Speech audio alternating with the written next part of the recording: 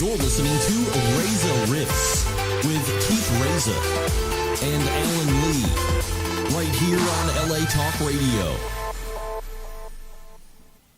Excellent, guys. Welcome to the show. I'm Keith Reza. My trusty sidekick, Alan Lee, is in New York on vacation, so all the other guys that usually sub in weren't available. So I brought in RJ.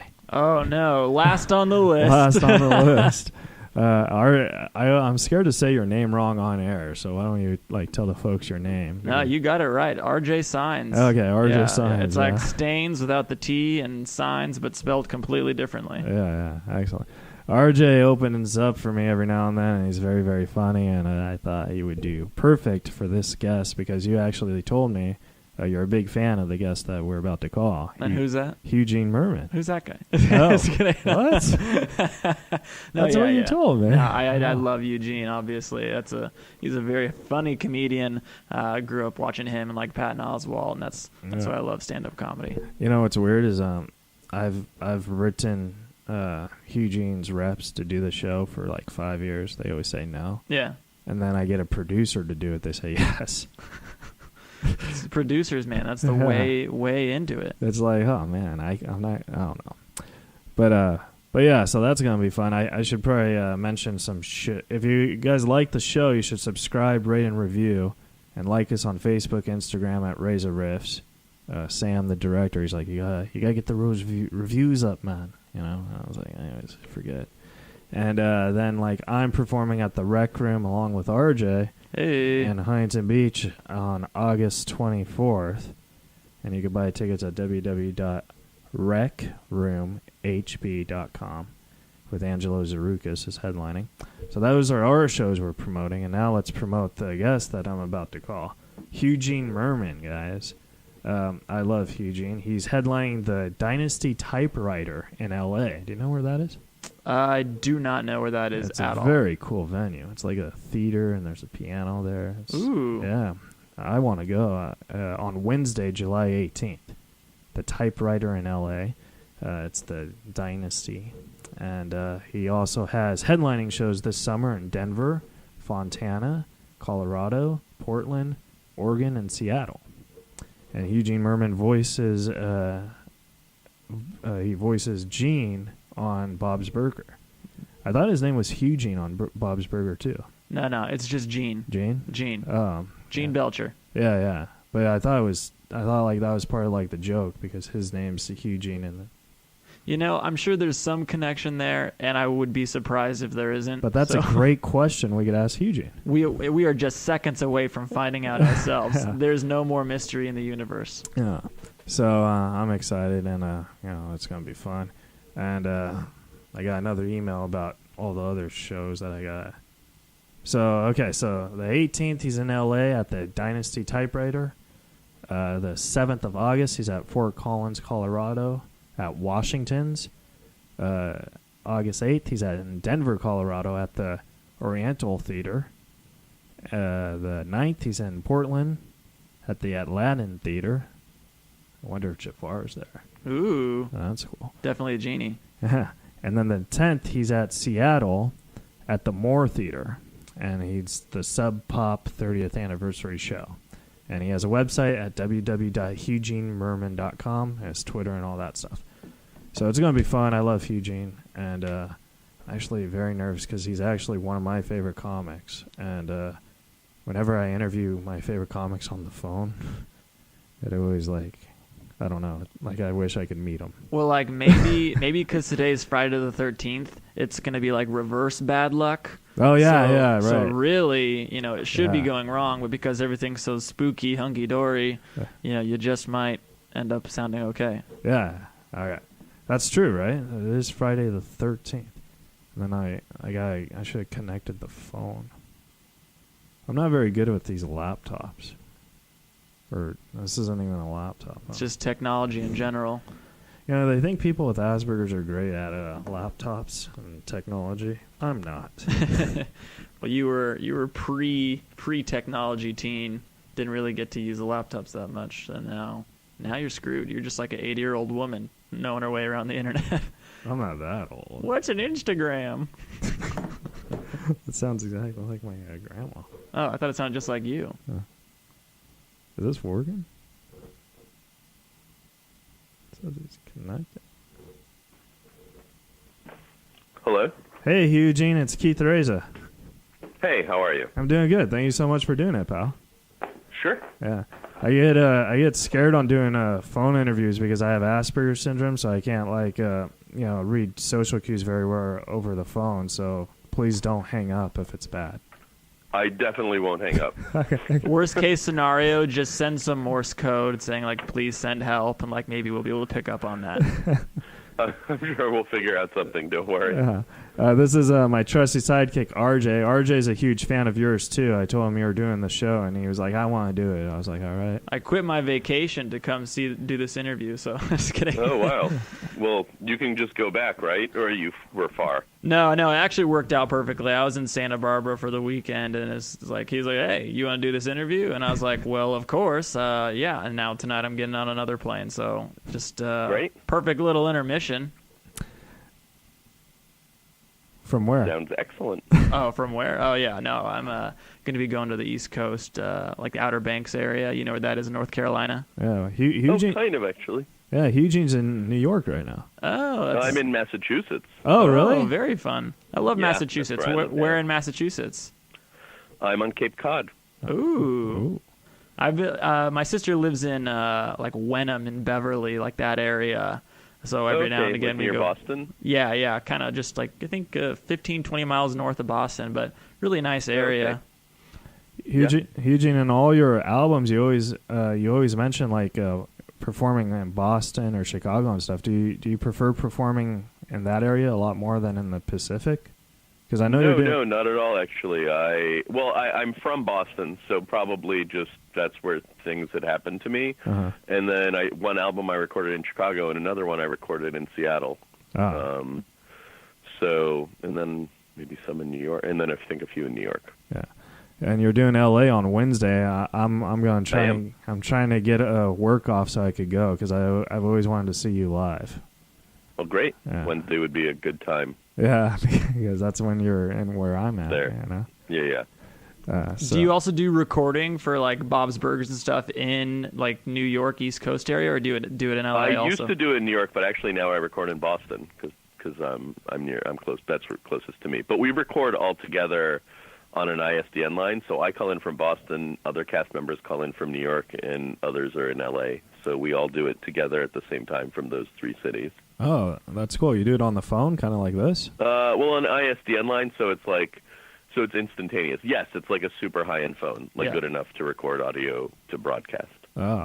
When I was doing post-production, video production stuff, we would do that if we had voiceover work and someone was in Chicago or something. So it's just like crystal clear audio as if you were here in the studio talking on the phone. But obviously you can have the benefits of that, comics, actors all over the globe. So have you met all your Bob's Burgers co-stars, or you just talked to them? Oh yeah. I've actually known many of them and Lauren, who created the show, for 15, 20 years. Oh, yeah, that's cool. Because my adopted uncle is Patrick Warburton. He does a lot of voiceovers, and he told me when he did The Emperor's New Groove that he never met David Spade, and then he did like a show with him 10 years later. So. Oh, wow. Well, I think that for us, we do a show every week, and we've done it for, however many years. Yeah. So, I don't always meet every guest star that's on the show, but in terms of the main cast, we see each other all the time. Oh, that's pretty cool. Yeah, and there's always press tours and stuff, every now and then a convention or something. So Comic-Con. Yeah, we're going to Comic-Con. I'm actually doing the show in L.A. because I'm going to be in Comic-Con for Bob's Burgers the following week. Oh, nice. Really? Actually the following day. Yes. Oh. Yeah. Is it the L.A. Comic-Con or the San Diego No, Comic-Con? the San Diego one. Oh, that's a great Comic-Con, man. Everyone's it's there. super fun. Yeah. I used to, when I was a kid, I used to go to those all the time. And, not so much anymore. Yeah, I hadn't gone till Bob's, but I do. But I love it. I love going there. Yeah. Do you like other comics, or do you just like do it because you like Bob's and you're on Bob's? Well, it's part of it is we go for Bob's, but I love comic books and I love sci-fi and fantasy. So, I collected comic books as a kid and still read a lot of graphic novels and stuff now. So I for me, going to Comic-Con is super fun. Like, I adore going. Yeah. So I guess the real question is, did you like Infinity War? I did like Infinity War. Did some people get mad at it for some reason? No, I loved it. I just thought it was an Yeah. obvious, like, if you like comics, I'm sure you have some opinion yeah. about that movie. Yeah. I did. I loved Infinity War. And last night I saw Ant-Man and the Wasp, and that was great. Oh, that was great. I liked the first one. It was a fun romp. Yes. Yes, it is a good romp. I liked the Spider-Man one with Tobey Maguire.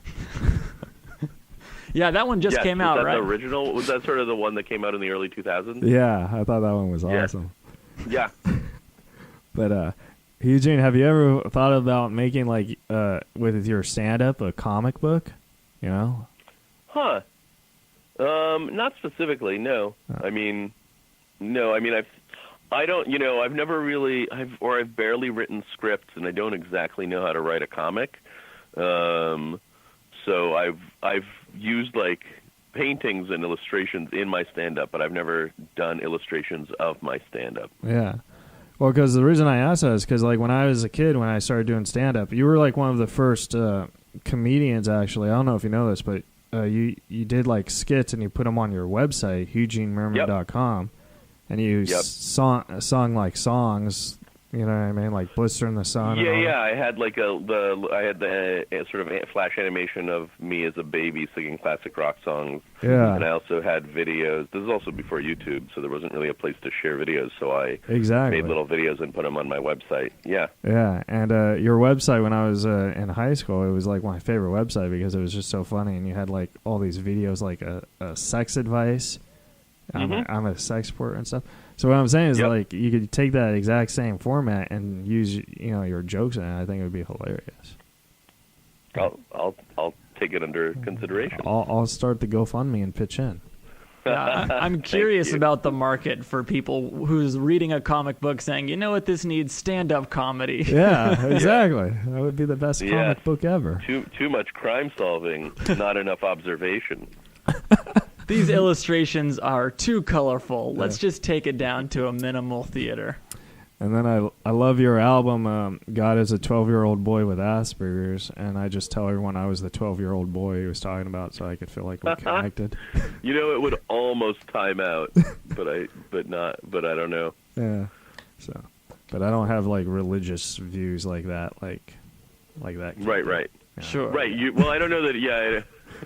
I don't know that he was religious. I think he just was, reasonably confused why I didn't accept him as my God.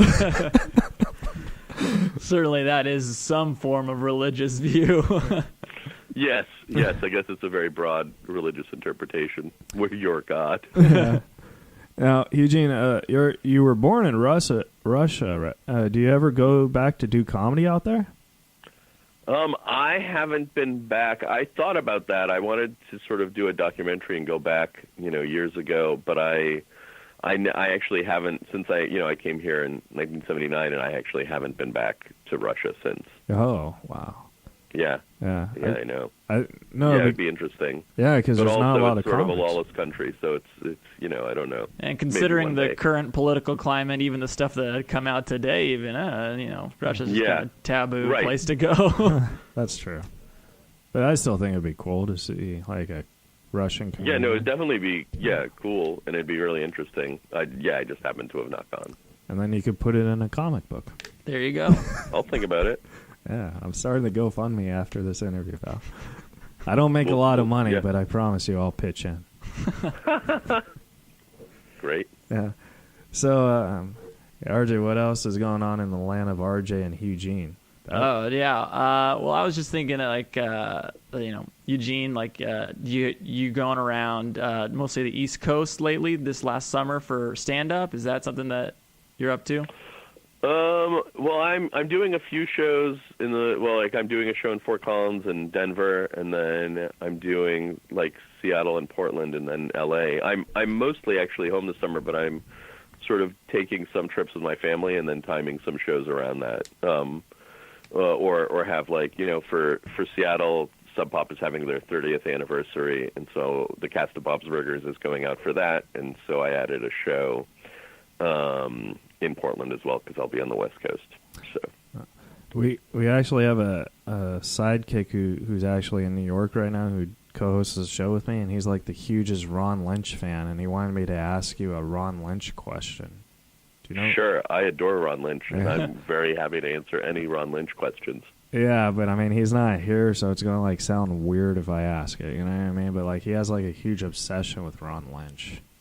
Sure, Yeah. I'm happy to fail at answering it as well. That's Yeah. why I don't mind if you ask me. Oh, he okay. He just said that like he loves Ron Lynch, and like he goes to the Steve Allen Theater to see him all the time, and you know, like Ron like always ignores him or stuff, and like I think it's borderline stalking. You know what I mean?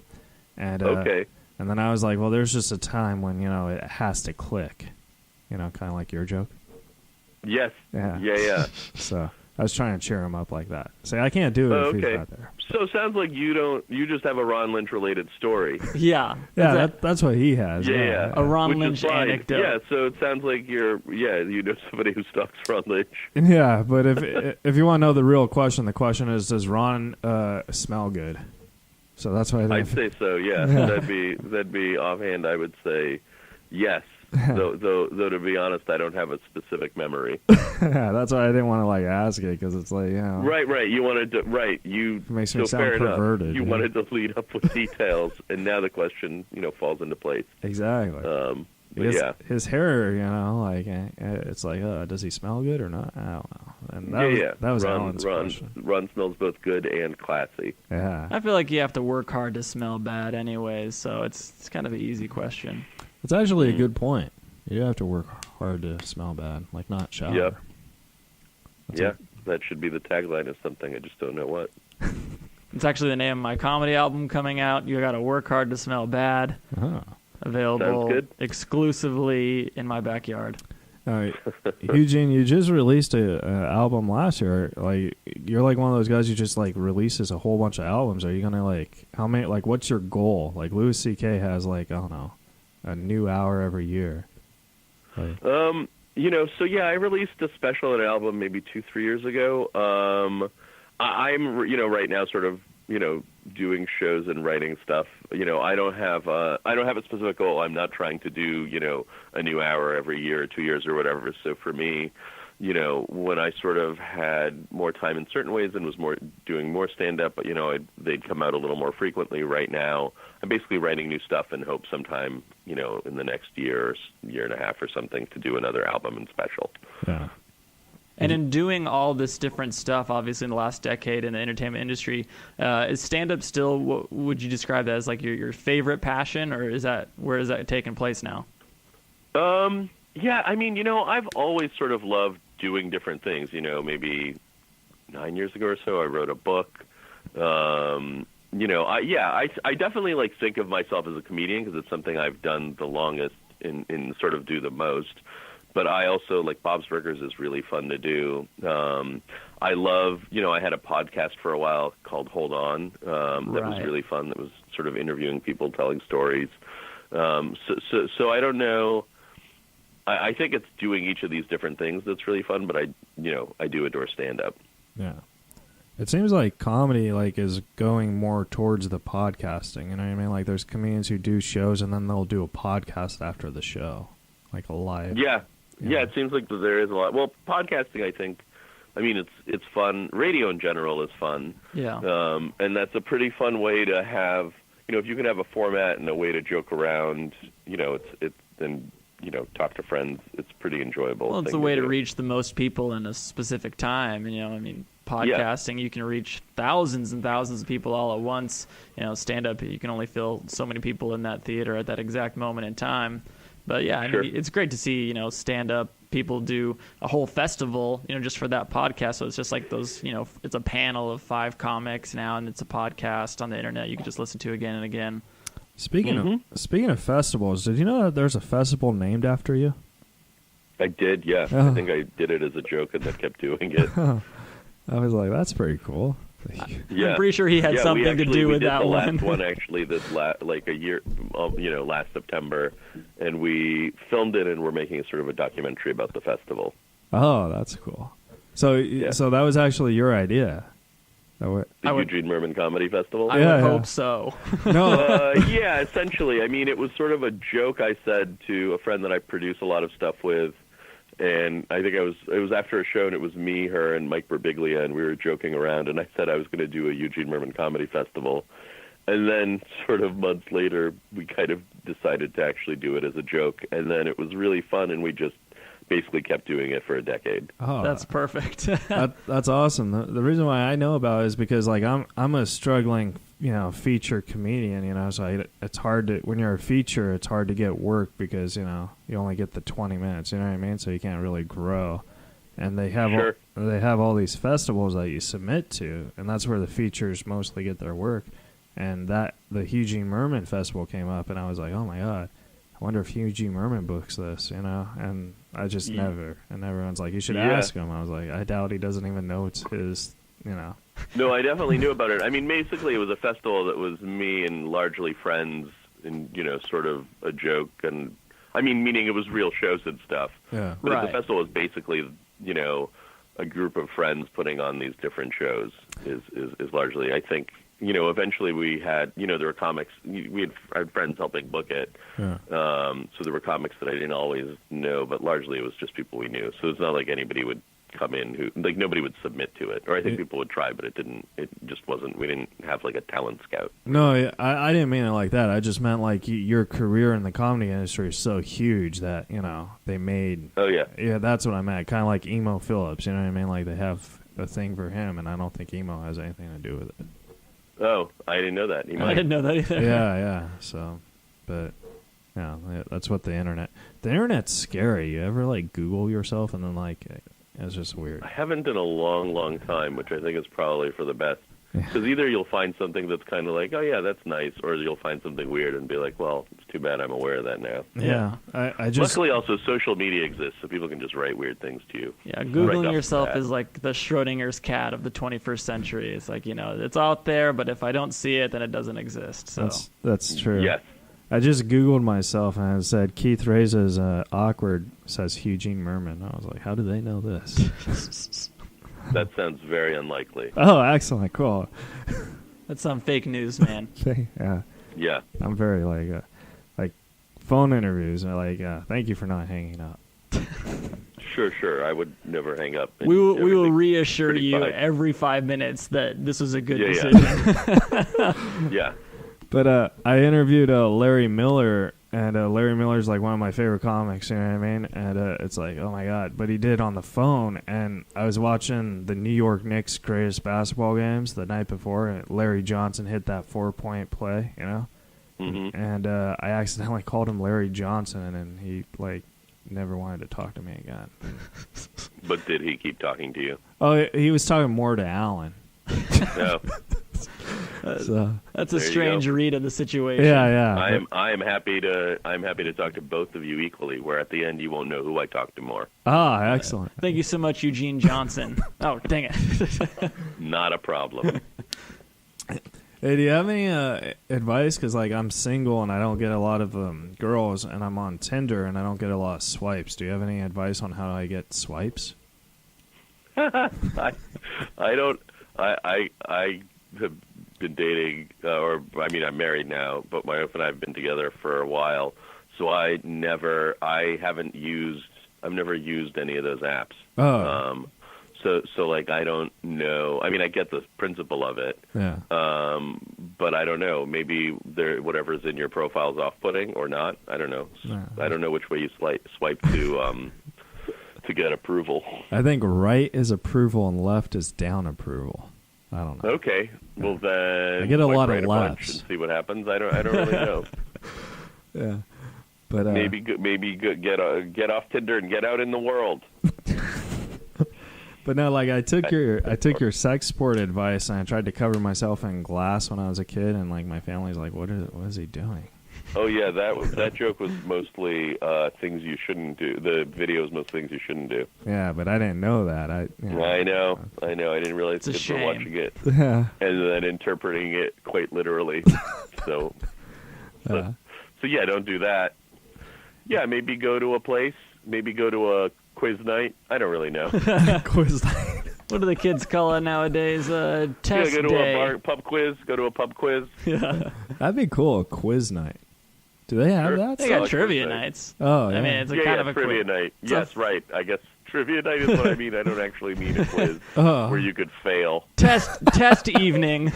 Like, Yeah, exactly. A night of SAT prep Yeah. and beer. that would be fun. I mean, I don't know. I've Yeah. done a trivia night or two. It's a fun time. It's lighthearted. So it's like, hey, who is Keith Reza's favorite comic? And you gotta run to the front and say Larry Johnson, with a little piece of paper. That's funny. It's a good time. Kind of on the same topic of dating, I'm curious, in this day and age and the culture and the climate, where do you feel like your comedy or just comedy in general is moving?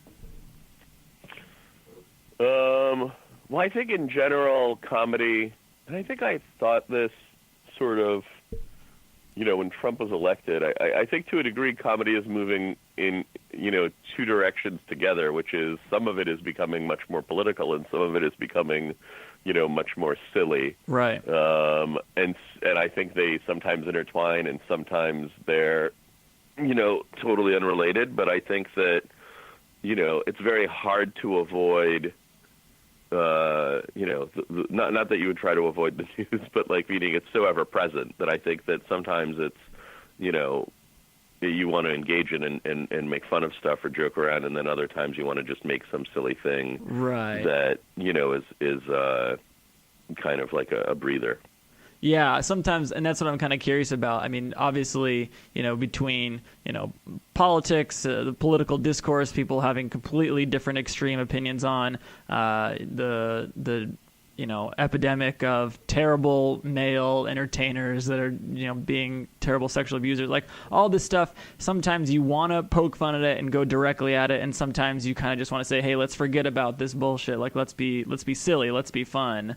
So it's kind of, I totally get what you're saying. Like, it's kind of crossroading sometimes, but ultimately, do you feel like comedians have a responsibility to address these difficulties in our culture?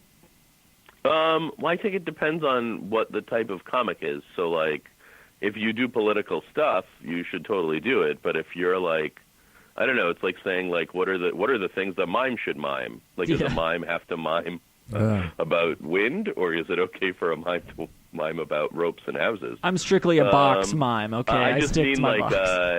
If political comics should absolutely engage it, and I think that engage whatever, they want to talk about Trump or gender issues or any of that, and then if somebody is does sort of absurd stuff or even just does a lot of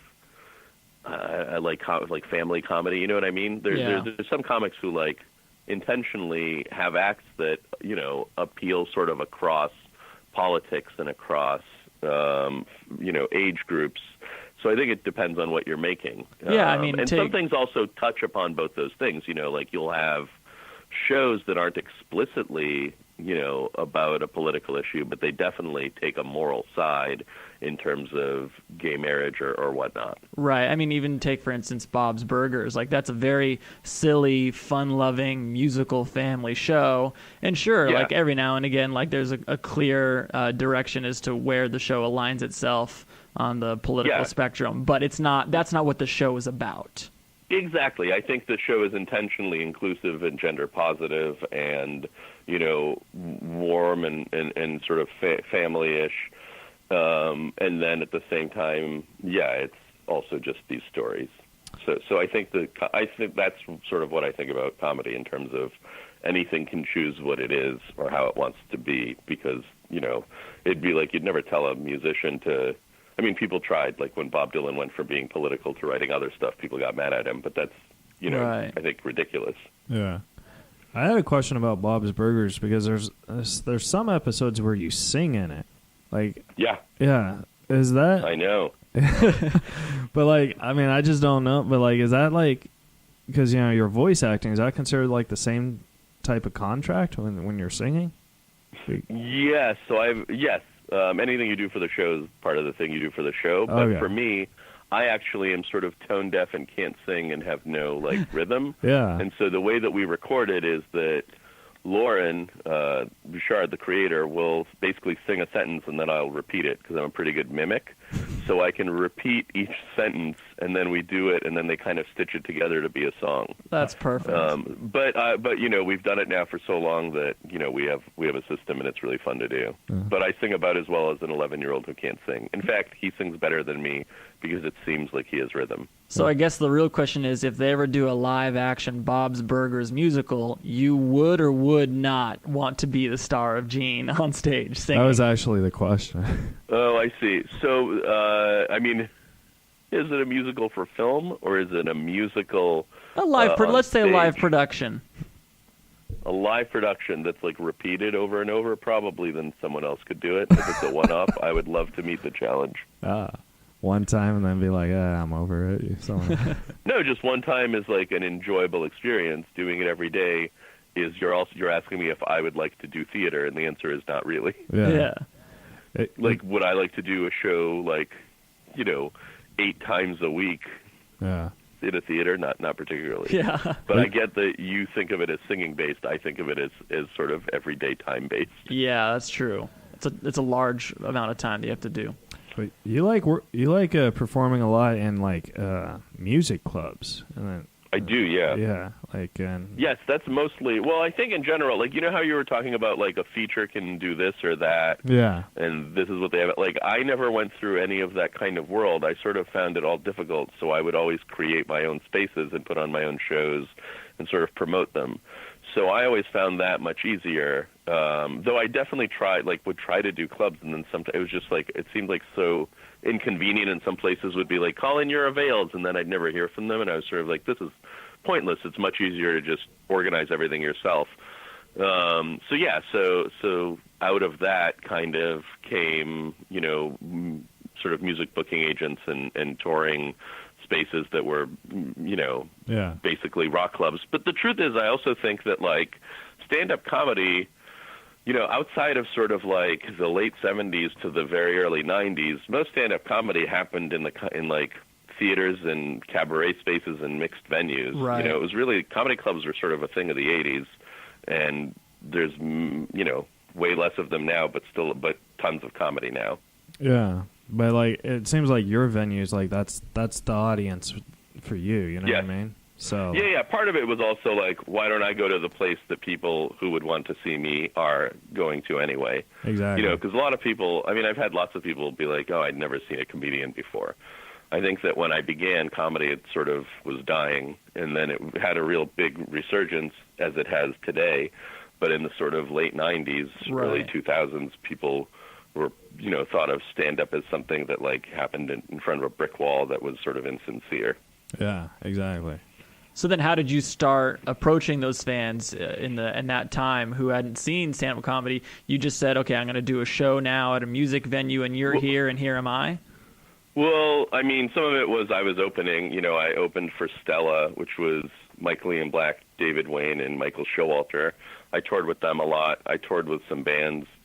You know, I'd done some stuff on TV, and then I put out an album and sort of did a tour in those venues. But also, you know, in general, I did, you know, tours with friends in very small places. So, like, you know, there'd be 3 of us who'd been on TV in some capacity, you know, performing in, you know, Baltimore in a 100 or 200-seat room. And so it was, you know, you only needed to get a certain number of people to sort of start getting it going. And then as I was on more stuff, it was a little bit easier to get people to come out. Yeah. That's the great thing about TV is, you know, people will, you know what I mean? They'll be like, oh, I seen that guy from TV. But like, see, I know I mean, you from your stand-up. that's the same about anything where they would be like, I know that guy from a thing I like. Yeah. So you just have to make stuff people like. And actually, the truth of it is, the website that you were talking about, a lot of it was that for a very long time. It was people literally seeing my website or seeing videos online, you know, because for a long time, even when I had been on TV, you know, being on TV twice doesn't really get people to go to anything. Right. But videos going viral, you know, before that sort of existed, is really helpful. Yeah, there's like a pre-internet boom where like if you had an Adobe Flash like module where you could put that into your website like yours and you could get viral like that, you were 1 in 100 for that year. Like no one else, like the Ooga Chaaga Baby and Homestar Runner were like the only other things like going off. You know, so that's definitely something. And nowadays, everyone goes viral. Everyone gets, you know, millions of views. But what does that mean when everyone gets it, you know? I mean, if you can get 1 million views, my guess is it's still helpful. And I bet maybe that helps you bring 40 people or 100 people or 200 people. I mean, there's plenty of YouTube stars filling rock venues who are, you know, sort of people in their 20s playing music and stuff. Yeah. And then, so I don't know. I mean, I'm sort of a fan. I mean, you know, a fan of the idea that you can kind of make things and get them out there and get people to come to stuff by, you know, sort of relentlessly trying to figure it out. Yeah. I have a question. Like, do you see like how all these like YouTube stars, how they're like they have all these followers and stuff, and then like you see them play comedy and they don't know what they're doing? Like, do you know what I'm saying? Like, that's kind of. I've heard it because I don't have meaning I have friends who've taken their kids to see stuff, and like meaning like YouTube stars in like a 2,000-seat theater who kind of do these sort of, I don't know, it sounds like half skit-ish shows. Yeah. But it, you know, I think that the things that the kids like is like kind of the personality or the connection to these YouTube stars, and the, you know, I think it's just a different thing that they want. Yeah. But they're not necessarily going to see. I mean, also they're, I don't know, 12 years old and seeing what to me probably would seem sort of like nonsense, but maybe isn't. I have no idea. Well, see, that was like the next question, is because like these kids are seeing it. Do you think that that's killing their mind for comedy, on what comedy is? You know what I mean? doubt it. I mean, you know, we all had, I don't know, like Sesame Street, a lot of random, like it's like I don't know, like a lot of random movies when we were kids that were probably terrible. Well, it's like, you know, you grow up eating hot dogs, then you have a steak one day, you're like, where the hell has this been? This is amazing. Yeah. So, you know, lots of people, you know, lots of kids like New Kids on the Block when they're kids, and then when they grow up, they're just sort of like, oh, actually, I think I like the Rolling Stones more now. Yeah. So I think, like, I don't know, I don't think it matters.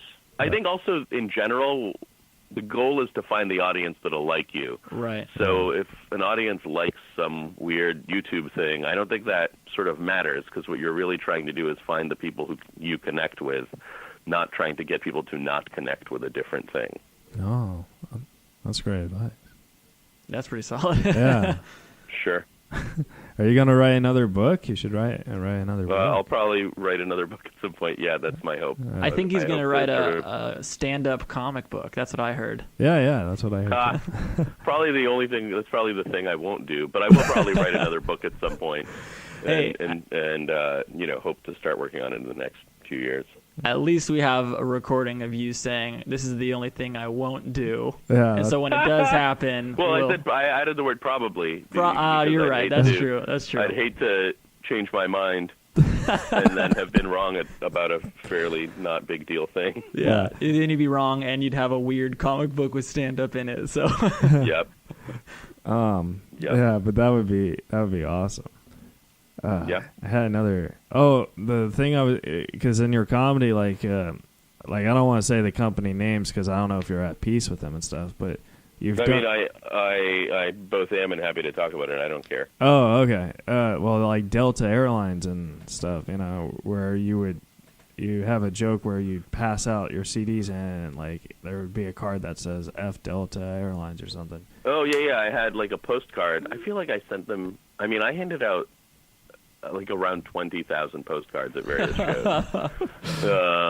Did they ever doing this bit? I never heard from them. In fact, the only time I ever heard from them is that I got a call. It was sort of after that time. I can't remember how long, like after that bit, but maybe like half a year, 2 years, somewhere in like a kind of reasonable range, where they called about doing an interview for their, like, I think they had a comedy issue of their in-flight magazine, and I kind of was like, oh, maybe we'll get to talk about this, and then they never, like, they never mentioned it, which also led me to believe that they're such a giant organization this is also before like the internet and viral. Right. Yeah. Not before the internet, but before like social media. Before they would apologize on Twitter for a little thing. Well, yeah, exactly. Meaning like now, if I did a bit like that, I'm sure that Delta would see it through social media. But at the time, it was literally me physically handing out stuff, and most people would largely keep the postcards, though some people would send them to Delta. Yeah. So.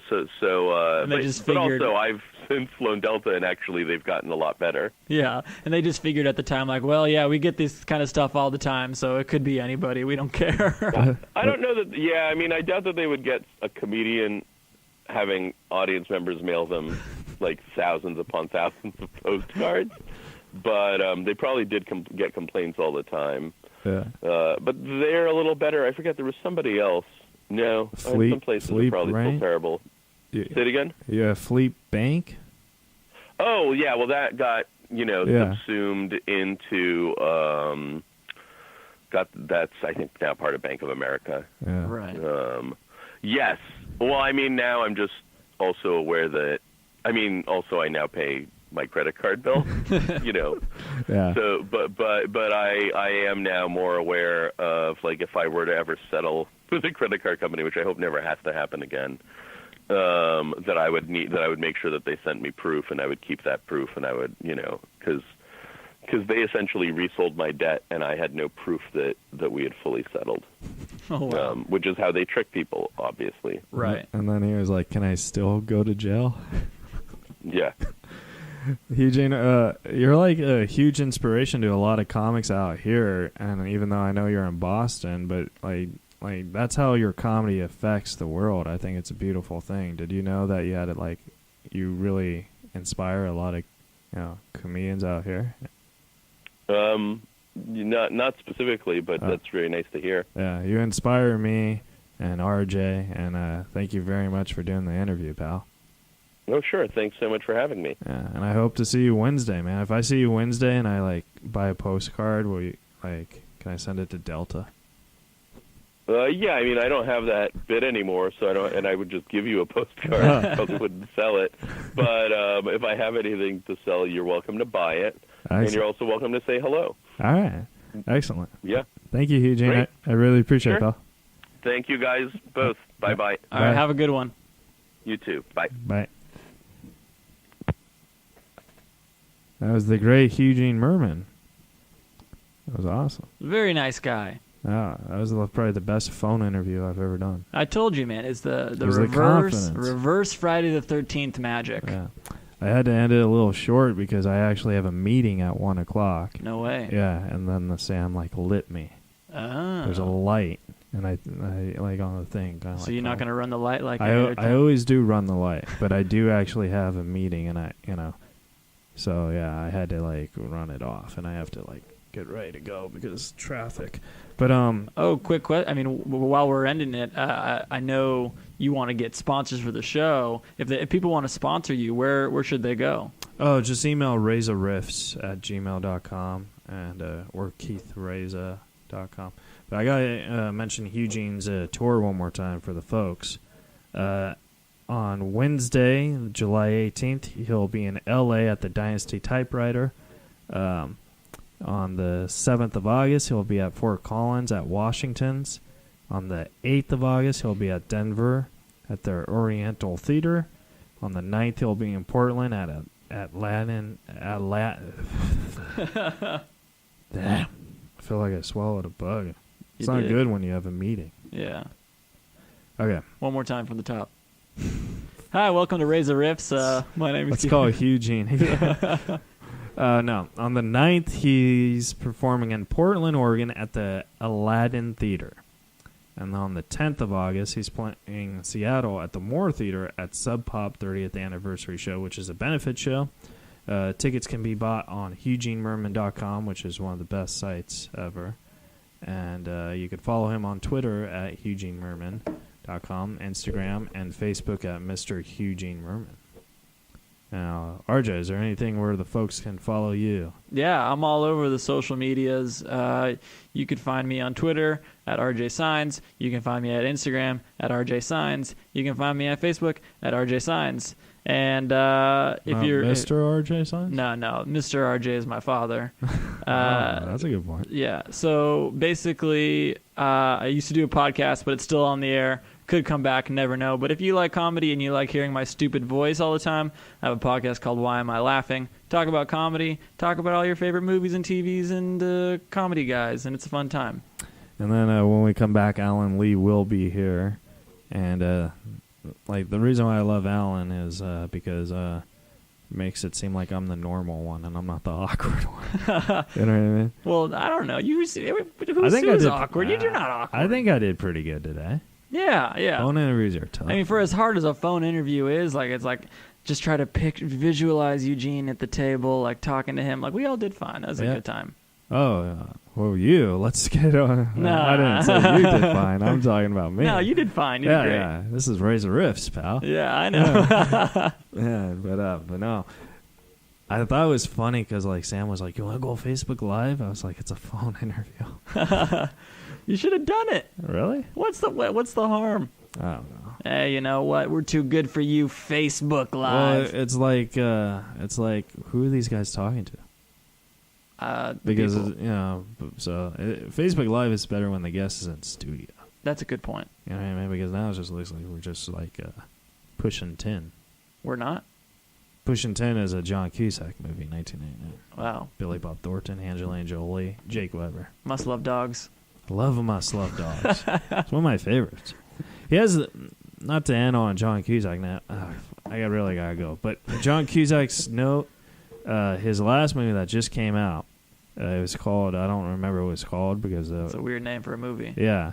But I'm a huge John Cusack fan, as you know. Of course. This one was absolutely 100% terrible. Okay. Like, he's top billed and he's only in it for 2 scenes. He can only go up from there. Yeah, like, I want John Cusack. I don't want Christina Ricci. You know what I mean? Like, come on. All right, guys, if you like the show, subscribe to us on Reza Riffs, Twitter, Instagram. Once again, thank you so much, Eugene Mirman. You could follow him on social media at Eugene Mirman, and Mr. Eugene Mirman is his Facebook page. He'll be in LA on Wednesday, and his website is www.eugenemirman.com. It was a great interview. Thanks again, RJ, for filling in. Anytime. And I'm Keith the Razor. We'll see you later, guys.